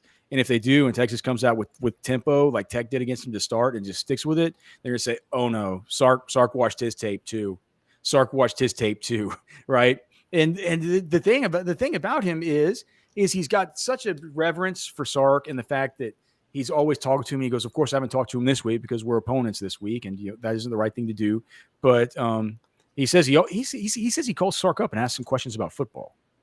So to me, I think he probably comes into this game. I don't think he comes into this game trying to throw a bunch of Hail Marys and do. I think he probably tries to do what's proper and do what's right. He might look at last week and say, like, we were good last week. We were good with the fundamentals and the basics. It's not like you're just going to play better because you're going up against one of the best teams in the country. He said, I don't have to say much other than let's go enjoy it. And then what I think he's going to do is he's going to say, guys, we played a great game last week. Let's build on it. I think it's ripe to be exploited if they do the same thing that they did last week. Ripe for it. If they got to bring that tempo. He says that he likes the mindset and the prep of the team. He said that, but as it pertains to that Wisconsin game in 2018, he says it's like it was the same thing. You go into the game knowing it's going to be difficult to go in and get a victory. So what you think about is like you just tell the guys like this is a great opportunity for us. It's all of these statements always qualified by the fact that this is going to be really hard, right? All of them qualified by that same statement. But he did say this is something I wish like back as a player. He said, ask me and Sark if we would have loved to go into Texas and go down to Austin and go play this game. It's like, you kidding me? We'd be foaming at the mouth. Like, it was the same thing. He said when he was asked about sort of the BYU success against Texas over the years, he just said, you don't understand, like, these guys are smart. They're smart enough to know that. Like, I don't need to have a whole list of things. Like, I guess they're smart. I guess they're smarter than me. That's to bring my list every day to the show. But he says, I don't need to give these guys a list of stuff. They watch the games. They know the history. He said they're the ones, honestly, that would bring that up. They'd come to me and say, hey, coach, you know what? We always beat Texas. He's like, that's the way that our guys are. He says, I don't have to do it. He says, they know the deficiencies that we have. They're a good, mature group. He says, whatever the motivations will be, I don't have to come up with ideas to leverage that. So he's not playing this angle of, this is the biggest game of the season. He's saying like these guys so it's almost like it insults their intelligence to try and go and tell them all this stuff or these historical facts. He's like, these guys all know this. The final thing was he was given at least one. It wasn't all just pat you on the head and talk about how great Grandpappy Lavelle Edwards was to you and Sark and to all the rest of it. He did ask, one guy did ask, he's like, yeah, coach, 5 of the last 7 games have been less than 300 yards of offense. And he just looked at me. He goes, "Let's just go win the game." He goes, "Stats can tell a story. I've already made the statements about execution," and he had throughout the course of the press conference. He says, "You don't have to get the yardage. You can still win. There are ways to win. I mean, heck, they didn't. They could have beaten Tech without some of those decent drives. They got 2 of those were, like I said, they didn't really get the yardage against Tech. They threw for 127 yards and ran for 150. I mean, because they created turnovers deep in Texas Tech territory. One was for a touchdown right then, and then the other one by Batty, Tyler Batty, number 92 on special teams. Just the ultimate BYU player. He's the one guy that you come away from this, him and number 0, the linebacker, the 2 guys you look at, you come away with saying, okay, these guys are good. I know that their left tackle is good too, just from what I've seen of that guy. Number 78, he looks like a good player. I'll watch more of him on Thursday. But he just said, if the scoreboard's right, I don't care about anything. He dodged this whole question. I probably would have dodged it too, man. He's just saying he's trying to build off that Tech game. And if you're building off that Tech game, as we talked about for the first segment and a half of this show, it's ripe for exploitation from the Texas staff if they go about it the correct way. So that's that. We need to finish the inexplicable, unprecedented Jaylen Ford stuff. Waivers, fantasy football waivers. We'll talk about some of those. Blake said that we'll at least have some kind of prize pick slate for tonight. There's some prize picks up. God, did Jordan Addison just go off last night, Blake? I hit that side of that thing for sure, but Brandon Ayuk just couldn't get to 77.5 yards. I wasn't aware because the Texas Rangers also went off on the Houston Astros last night. Did they come back, or did they just start off by going off? Oh, they just went off. From the get-go. It was a butt whooping in Houston. Orthopedic Dr. Alex Dunlap here to talk with you a little bit about AC joint sprains, as we know that Quinn Ewers has one. So here's what I've learned in my real quick before we change topic, I wanted to bring up, we've been talking about the Tech game and what their third string quarterback was able to do. Have you seen the stats from the TCU BYU game and the TCU freshman quarterback Josh Hoover, who threw for 439 yards against BYU? I need to watch this. It sounds like I might need to watch that game too. Yeah, I think that's one to check out for sure because, again, Josh Hoover was 37 for 58 for 439 yards, 4 touchdowns and 2 picks. And TCU won 44-11. That's 2 weeks ago. Two picks though, man. They always turn you over a little bit. Like we said, they're third in the country in turnover margin. They get their hands up, and they like. I heard some people in the chat saying earlier that Malik Murphy's so much taller. Maybe these balls won't get batted quite as much. It could be true. It's a fair point. He's enormous. If you haven't seen Malik in person, he's enormous. Here's another thing too. I was saying in the last show that Malik Murphy's got nothing with his legs. But when I watch back Nash's video, his cut up video, and I would go, what is Nash's Twitter? Is Nash Talks Texas? Is it still Nash's cached? Okay, Nash Talks Texas. Nash. Okay, he put it out earlier. Go to his Twitter and check it out. You'll see one there where he tucks the ball and runs for a would-be 8-yard touchdown. I mean, he's athletic, for sure, and he's got big strides, of course, because he's 6'5" or whatever. I wouldn't be surprised if he kind of says I'm gonna let these guys know that I can run a little bit, right? It's just not something where you can't, it's just looks could be a tiny bit deceiving with that guy because he does look like such a monster machine, Optimus Prime type of Lego put together cartoon guy that you figure he could just dominates and runs over people. He's got the big Derrick Henry muff of hair back here. It's he looks like he should be able to put his head down and just pile drive you, but it's not really a key part of it. That's not what you want him to do with your second string quarterback, though. Yeah, no. But he certainly, I think he can do a little something like that. You don't want to do it because you don't want to get an AC joint sprain. Slide. So here's what I found out today. I looked at this. I looked at this study by, I guess, Dr. David Geyer, who's a sports medicine specialist in Charleston, South Carolina. And this was in reference to Jimmy Garoppolo's AC joint sprain injury from either last year. Was that last year or the year before last? It doesn't matter. So let's listen to some of these numbers. And these are NFL numbers, but maybe they'll tell you a little bit about what we can expect for Quinn. And then there's another study that gives a little more context. Okay, so we know that Quinn has a grade 2 AC joint sprain, and this does not take into account the different gradations, right? But they say that when it gets to like the grade 3 and stuff, that's what Anthony Richardson just had up there in Indianapolis, and he has to get surgery on it. He's out for the season, right? Only 1.7% of AC joint injuries have required surgery over his sample dating back to 2000. Okay, NFL players. 8.2% of these injuries, or 8.2% of the injuries, have been shoulder injuries in general. AC joint injuries comprised 29.2% of all shoulder injuries. 81.5% occurred during games versus only 18.5% during practices. Quarterbacks had the highest incidence of AC injuries among any position, 20.9 injuries per 100 players. Isn't that much more common than you would think? Mm-hmm. Yeah. 1/5 of guys get these. Out of every 5 quarterbacks, you're going to get one at some point. That's surprising. Yeah. I don't feel like I've seen it that often. The mean time missed due to an AC joint injury over this whole period is 9.8 days. Now, that's across all positions. That's across all positions. Clearly, if it's your throwing shoulder as a quarterback, fair point. Probably a little bit different. But there have probably been a lot of AC joint injuries that we've kind of heard about on the injury report. They just say shoulder. And for a guy. Is that all grades or just grade 2?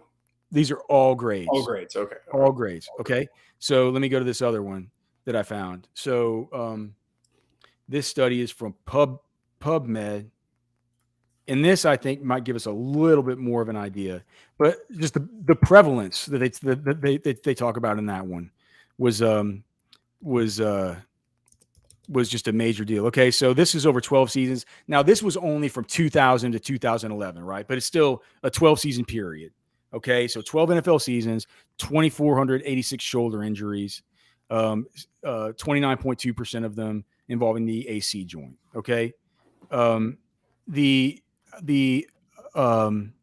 overall, these athletes, okay, this is the main part. Quarterbacks lost the most time to the injury, with the mean being 17.3 days. So the majority of these were low-grade AC joint sprains that were treated with non-operative measures.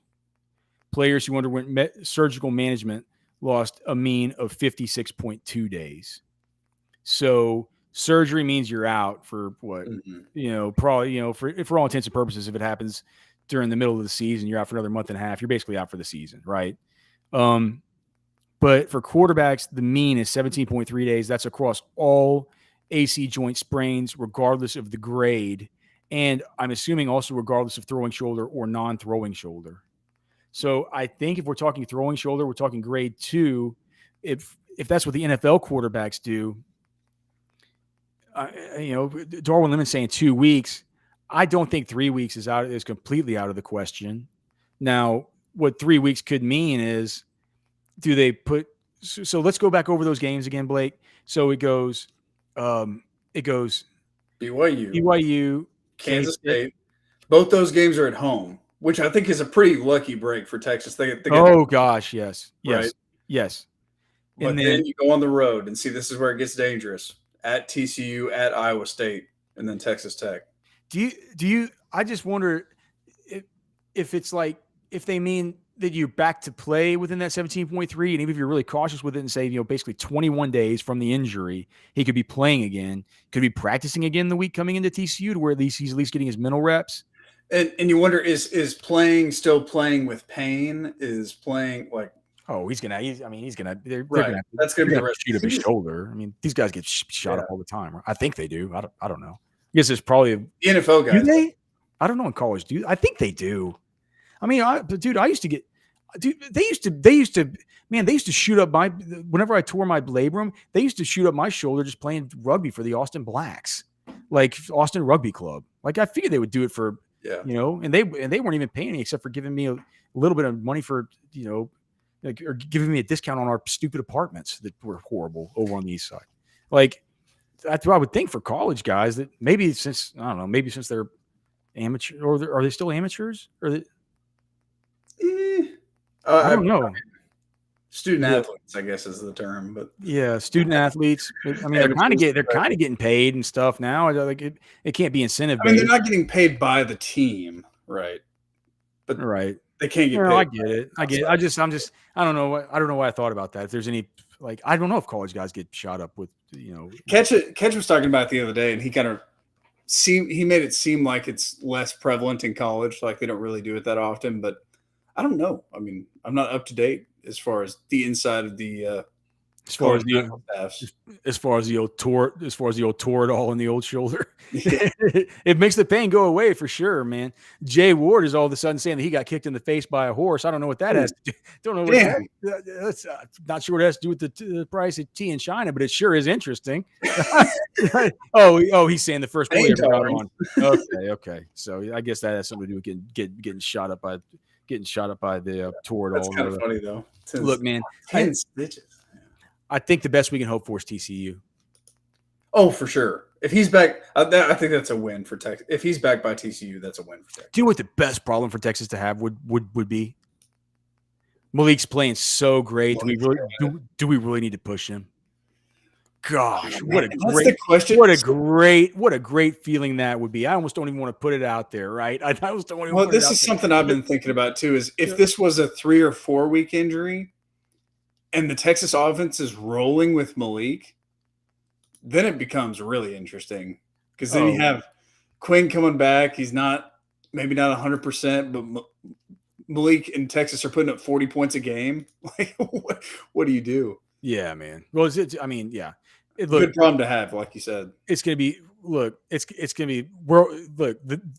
football with friends is always going to be fun as hell, right? But talk about fun as hell to have a full blown quarterback conversation like that with all the nuance and all the people on each side saying, well, you shouldn't do this. You're like, it's just the best. It's the best of everything that is college football. It would be inconceivable. It would be inexplicable. And I have something, the inexplicable Jaylen Ford disparity. We're finally talking about it next. The thing about that season, so you guys had a bye week in between that game and playing, ironically, Chad, at Rice after a week off. We played Penn State. Won, of course. No one thought we could. On the road in Happy Valley. Had a bye week. Everybody thought we were all a patch on the back and your greatness and that. And then we play Colorado. And that occurs. And then we have a bye week after that, too? Yep. Y'all went bye week to start the season. Ridiculous. Yeah. So we had to wait another week. Then we played Rice. And that fueled us, though, the rest of the season, man. So how did y'all do it? That's the question I wanted to ask was, you said you guys had the hangover after that Colorado game.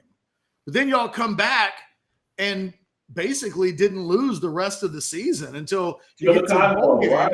So what happens after a disappointing loss that lets you know you're back and not still hungover? When does the hangover end? When did it end? Speaking personally, that's when you have to do the self-reflection. Each guy has to go in and do that deliberation. Did I do my best, or where do I need to get better? And to have 2 weeks to think about that. After 2 weeks of being told you're the greatest and Texas is back and yada, yada, yada, after winning at Happy Valley, they're ranked, you're not. And then it reverses. You did a complete 180. Now you're sulking for 2 weeks and you're chomping at the bit to get back out there, but you have to wait. So just personally, you rededicate yourself. That's what you do. You rededicate yourself. You endeavor to make up for the mistakes, to get in that film room. I'm going to work a little bit harder. I'm going to lift those weights a little bit longer. And that's what you have to do. And it's difficult. Now they've had to sit there for 2 weeks and think about the mistakes. And when they're little bitty mistakes that shouldn't occur, that's what eats at you. That's one thing if the team is that much better than you. But they're not. Oklahoma wasn't. And Colorado wasn't that much better than them. We just made the mistakes where they didn't. So you have to. One of my favorite quotes, Socrates, or Socrates, as we say in Texas, a life not self-examined is a life not worth living. Do that self-deliberation, man. You gotta sit there and reflect on your play and what type of player you want to be moving forward. And that was the fuel to and the catalyst to get us moving back in the right direction. Ooh, Brian Jones with the Socrates. Oh, you never know what you're going to get here on Football with Friends. It is fun as hell. So happy to be here with you guys, man. So happy to be with all of you guys in the chat. I do have some terrible news that I have to let you know. Oh no, dude, we've had for most of the show like over 100 people in the chat. It was like what 87 people right now. Only 54 likes. 54. That's pathetic. I mean, I said earlier. The number of likes is going to be Malik Murphy's quarterback rating for this game. If that's the case, it's going to be. If that's the case, this could be a bad game for Texas. It's going to be like what's his name, man. I'm not saying. I'm just saying. I'll say this. It's free to like. It's free to click to like the show. You don't have to do anything else, and then you can subscribe to the channel as well. But clicking the like button is it's 100% free, 100% free. Listen to Blake May. He's been trying to tell him. He's been trying to tell him. So yeah, please like the show, subscribe to the channel. If you guys would like to get a hold of me, you can. Alex@rosterwatch.com. If you're interested in sponsoring the show, working with the show, if you have ideas for segments on the show, if you have pictures you'd like to send, whatever, man. Like I'd like to put up pictures and videos. Jay Ward's always sending pictures of him shooting a bunch of ducks, man. I'd like that's the stuff that makes the show. So so just whatever you send, I guarantee you that I'm putting it up as long as it's family friendly. It can be anything. But yeah, thank you guys. Mark Ruiz, Money B, Pet Rooster. So happy, man. Thank you guys. Yeah, Naaman Roberts is asking over under Malik throws 2 touchdowns. I think he throws exactly 2 touchdowns. I think most of the touchdowns are still going to come on the ground for Texas, but I think he scores 2. A little dab will do you. My like button has disappeared. A little dab of what will do you exactly, my friend. You might be putting down those dabs for a minute if your like button disappeared on you. Okay. Yeah, and again, that's my email, alex@rosterwatch.com. Blake, one quick thing. Can you put up the link to the merch, or is the link to the merch pinned on the chat? Yeah. I'll put it back in the chat again, but here's the QR code. There you go. That merch is fun as hell. Thanks to everybody who's bought some too, man. Me and Blake really do appreciate it. Not that we're trying to make, it's not like we're making much cash off it. We just want to spread the information about the show, and people ask for the merch, so we made the merch. Honestly, we just want our own merch. Like that's. Yeah. I just want that. I just want that shirt that says cockamamie and gives the definition. Yeah, is that surely you got one on the way, right? Yeah, it's on the way. Like Money B's saying, I'm just waiting on it for it to ship. Money B's like me, and there's no way he's paying for that expedited shipping. No way. All right. Here we go. Let's go to the inexplicable Jaylen Ford stuff. Okay, so unprecedented, inexplicable, unprecedented, right? Non-cockamamie. Yeah. All right, so I'm gonna go to the deep dig 2020. This is the 2023, right? And I'll make it bigger in a minute. But here's the production sheet for after this last week, and this is the number, and this is the amount of production that I've charted for each player. This is the market share of the team's total production, and this is the snaps per production cause number. Okay, so Jaylen Ford's played 381 snaps.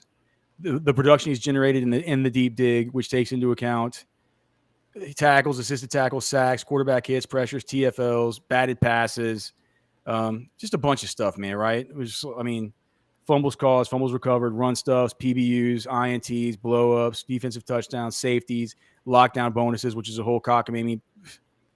You can see here, man, I'm such a maniac. The number of times thrown at, the completions allowed, the number of missed tackles, the coverage burns, the penalties, the blown contains, and over here for the DBs and stuff, you can see their completion percentage, snaps per coverage burn, snaps per miss, etc. Right? And people are always asking, this is stuff Alex is charting himself. Yep. And so whenever we get those numbers and put them all together, I make this production sheet and I separate these guys into tiers: tier 1, tier 2, tier 3, and then sub placement level. All of these guys, their production is less than the average of every player on the team, down to these dudes who've barely even played, right? Take the average of all those guys. Once you get down to less than average, it's the sub replacement level players. So when you see players in the sub replacement level down here who play a lot, like Terrence Brooks, this last week didn't help him very much at all. He fell 4 spots. So he fell from tier 3 to sub replacement based on the fact that he had 2 covers. Gilbo on the rise, though. I thought he had a good game. He played quite a bit. Well, relatively. Can we talk about that for a quick minute? Let's talk about Gilbo. Yeah. Okay, because all right, with Jaylen Gilbo, here's the thing about Gilbo. He's good. Okay, he's good, and it's going to be a problem in the future because look at the other nickelback who hadn't played at all, but look how good he's been on 19 snaps. And then you also have Jelani McDonald playing nickel, and so once Jahdae Barron gets out of here, of course Jahdae Barron's up here in this stud kind of tier 2 group, right? Once he gets out of here, we're going to have a Jelani McDonald. I mean, we're going to have all offseason to talk about Jelani McDonald and Austin Jordan and Jaylen Gilbo. But right now, obviously, Jaylen Gilbo is the guy who they like best because whatever happened with Jahdae Barron last week, Gilbo was in there for the whole first half and then the first 3 plays of the second half, right? And he played well. Now, the question becomes, Ryan Watts comes back next week, but T. Brooks has been struggling, and he got hurt. Gavin Holmes, to a certain degree, has been struggling, and he got hurt. If those guys are playing just a little bit banged up, I'm not saying it needs to be for the rest of the season. It shouldn't be for the rest of the season because with Jahdae Barron, where he's best and where he can be the most versatile, and Sark said this, and Kirk Bohls asked the best question at the press conference, asking could Jahdae Barron play outside? And it's the exact kind of question I would ask. It was an awesome question, right? And he got a good answer from Sark, and it would be exactly what I expected. He said, yeah, he could. He's versatile enough to be. He can play safety. He can play corner. He can play nickel. He can do whatever. But we can utilize all of his skills as best as possible whenever we have him at that star role, the nickel role, right? They call it the star. It's like the Saban, Minka Fitzpatrick role. Super important to the defense. Now, my deal is if they get Watts back next week, Watts, if we just look at their efficiency, right? Ryan Watts at 9.86 snaps per production he's their best corner, right?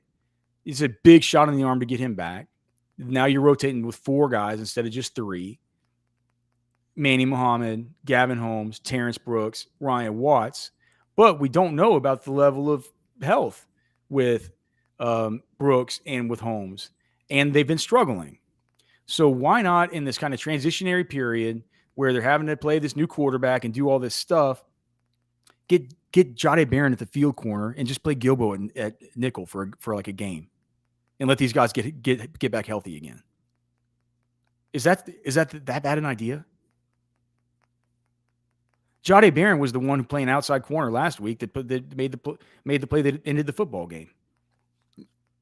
Anyway, just an idea. I'm just saying. Yeah, I'm with you. Because the fact of the matter is, you have a really good option who's played a good bit in Jaylen Gilbo to play nickel, and you lose a little bit at nickel, yes, but what do you gain at outside corner by playing Barron over these guys that could be a little bit banged up once you get Watts back? That's a little change up. That's the kind of thing that could really breathe a breath of fresh air into a defense and let them get a little bit reacclimated, as we head into this true final stretch. How many snaps did Gilbo play this week? It had to be far more than he usually plays, right? Oh yeah, he had 20. Yeah, he hadn't played at all. He doesn't play. I mean, he doesn't play. Jade, 29 snaps. they only, I mean, Jade Barron plays every single snap that they play whenever they're in nickel. You know, he plays when backups come in.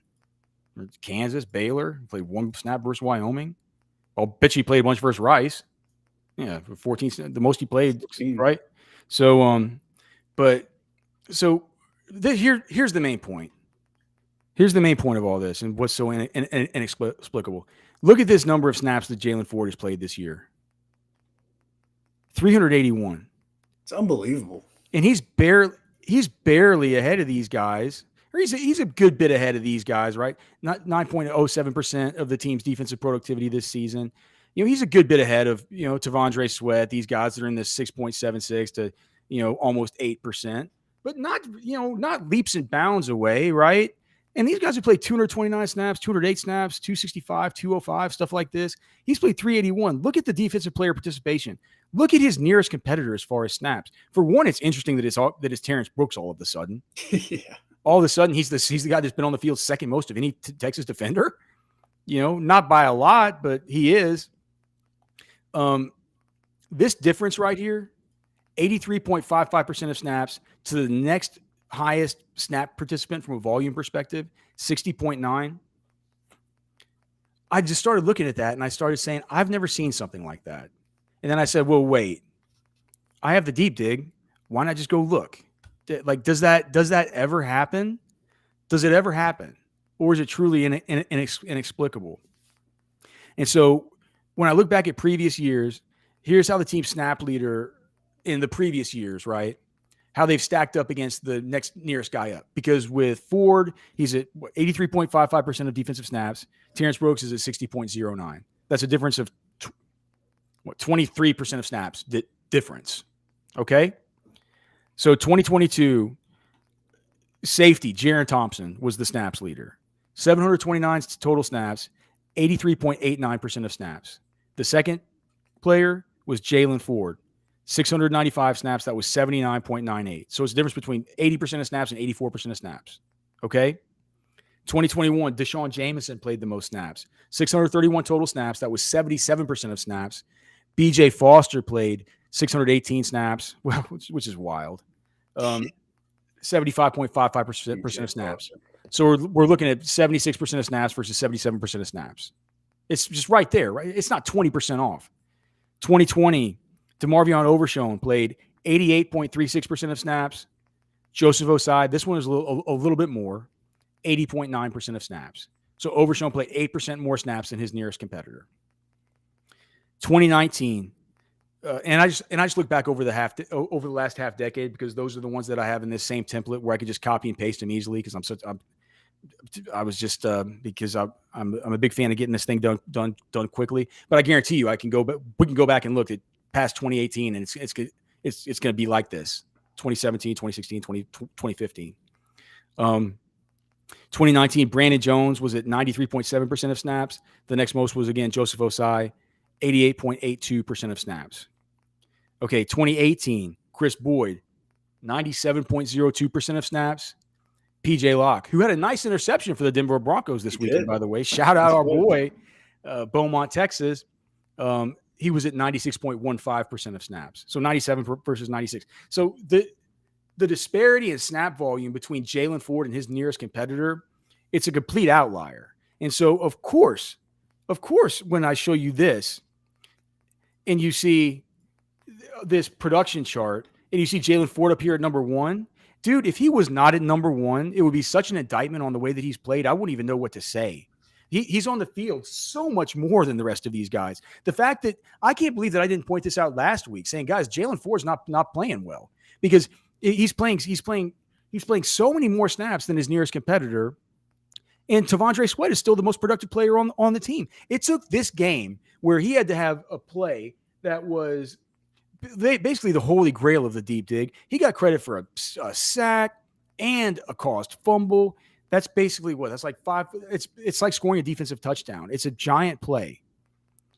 He didn't do that much else. He was in on some tackles and stuff, but you expect these guys to be in on some tackles and stuff.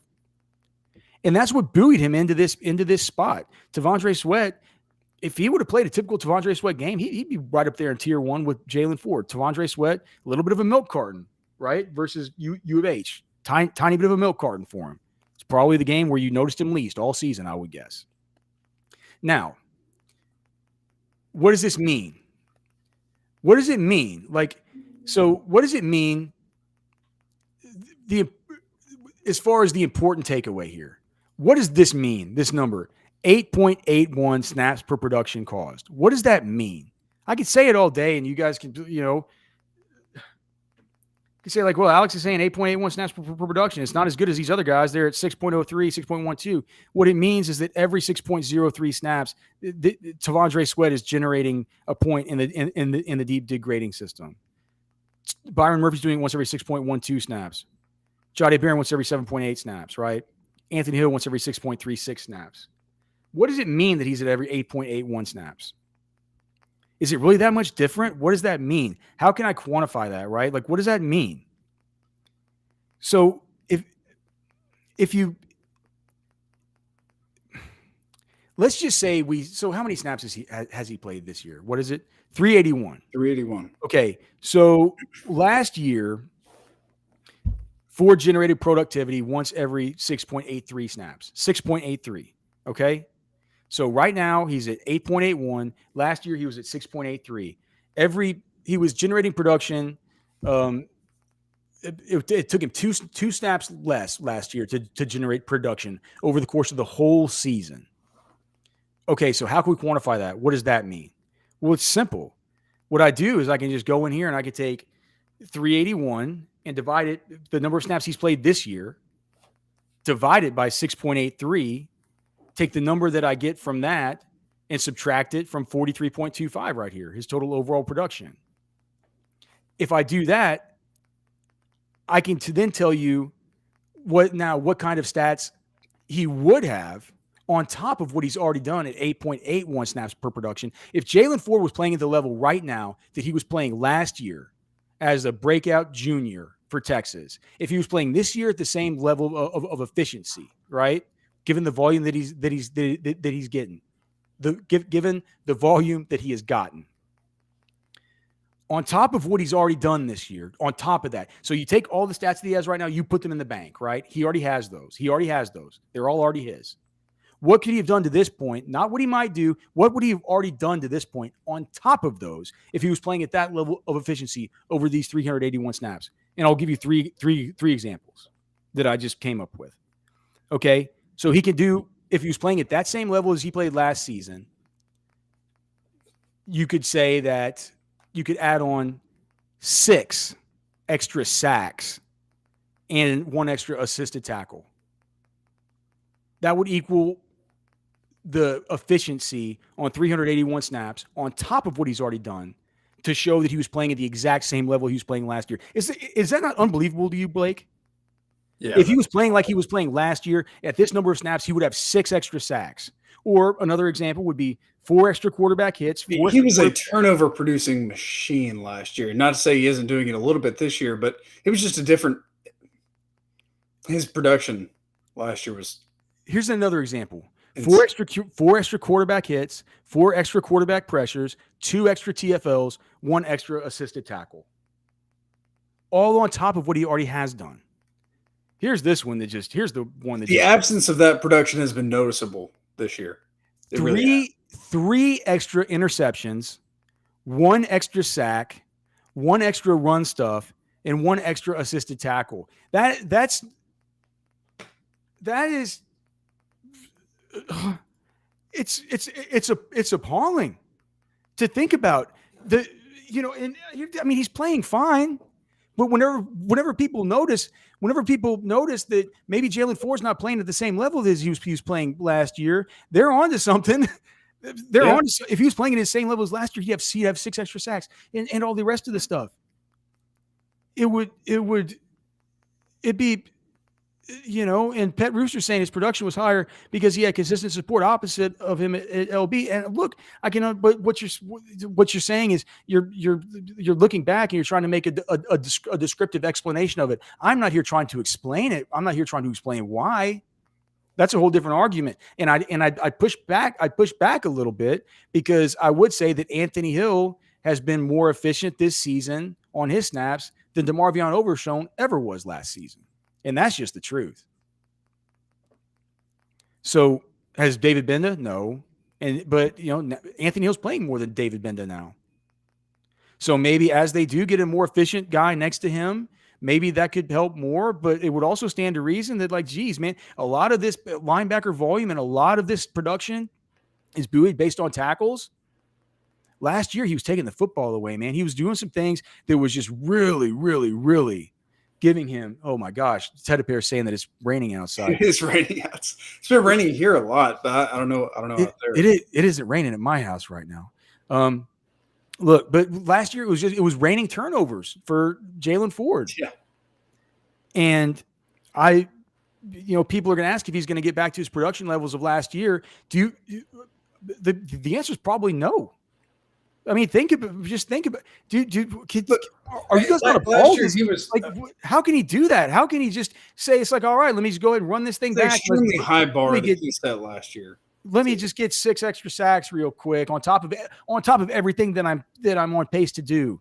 Let me make sure to get 3 extra interceptions. And I'm probably going to get a couple of interceptions as it is, but let me get 3 extra on top of that, right? Let me get literally 18 extra tackles on top of the tackles that I'm going to make. It's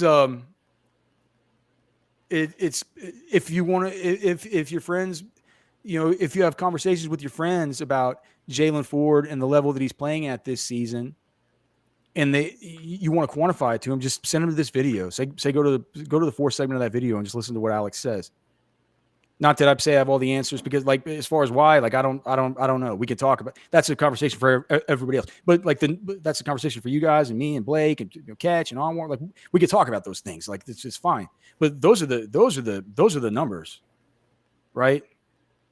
So, and Naaman Roberts is saying, Agent Zero did force plays in Ford's direction. Sure, but look, those are conversations that we can have. But I don't see how he's going to get back to the same level of production as he is last season, just because of the trailing data and the trailing average. It's like he's got that thing, man. It's like that we always say, you fail that first. He hasn't failed the test, right? But he hadn't got straight. Last year, Jaylen Ford got straight A's, man. This year, he might have started out with a couple B's, a B+, an A here and there, maybe a C-. I don't know if his straight A's for the rest of the season is going to get his average back up to where it was last year. So that's it on Jaylen Ford. Is there a prize pick slate? Do any of you guys have any takes about NBA basketball tonight? I saw that we have a taco on some kind of It's the same Steph Curry one that's been up, right? No, they had another one earlier. Wasn't there one on Austin Rivers? Oh, maybe I'm not seeing any on there currently. I don't know why I even do these stupid prize picks here on the show. I mean, they never hit. And those tacos are always on plays where they know bad, the numbers right? are trending down. Right? Okay, so they took the taco off the board, man. I don't know if I am I really going to do NBA? Is there any? I hate NBA. Let me just see here. I mean, does anything stand out here? You're better off taking Rope Hintz Dallas Stars shots on goal over 2.5 than. Oh, wait. Do we have a? Oh, look at this, dude. We have a football game tonight, starting in 5 minminutes. Yeah, and another one, Liberty, Western Kentucky. We could put together something here, right? Maybe a little something. I told you there's some. There's not a lot, but there's some plays. Hold on, Pavia. Dude, you always bet the over on Pavia, right? even though they look at Roto Grinders has them a projected 49, and I say the over. Dude, this is a bad idea. I'm staying away from. I think that's a wise choice. I'm staying away from prize picks today. Colby S is adding. Has Ford hurt his draft stock? No, I mean no. He's still fine. He's having he's having a good season. Money B saying take Cooley. Who is Cooley? I think he might get a Senior Bowl invite. I think that Christian Jones is the one that's most squarely on the radar to get a Senior Bowl invite. Oh, Barron. Do you remember Nagy loved Barron? He says one of the best nickels in the country. Barron. Yeah. So Barron will, Christian Jones will. I'm on the fence as to whether Jaylen Ford will. I think he would have if he would have if he would have done it. It's the play you mentioned last week. So Cooley. All right, I'm going Cooley and Pavia. Where's Cooley? Wait. Cooley? Quentin Cooley? Quentin Cooley rushing yards. 105. Is Pavia? Oh, Pavia just runs and runs and runs. Let's just go more on both these guys. Make a quick little $60 for me and Money B. All right, there we go. Thank you, Money B. I appreciate the tip there, brother. Hey, man, I appreciate all you guys watching. Once again, if you can remember to please click the like button, subscribe to the show. Blake and I will be here every day. I'm going to get started tonight on the offense. Going to grade out this offensive line. I really don't have any idea what to expect. I kind of don't expect it to be great, but maybe like sometimes it surprises me. So we'll get started on that. We'll have the offensive line breakdown tomorrow. We'll have Anwar Richardson on tomorrow. Rankings with Anwar, my new favorite segment of the whole show. So we'll have that going on. We'll have Thursday where we get to our keys to victory and all the rest of it. Of course, Cody Carpentier joins Friday for final takes as we go into this big BYU game, a big home game. So happy to have all you guys here in the chat. We're blessed to have you as a great audience and a great set of friends. And we can't thank you enough for always being here, hanging out, lending your excitement and your energy to the show. We could not do it without every single one of you. So for Blake, I'm Alex. We'll see you guys tomorrow, 3:30.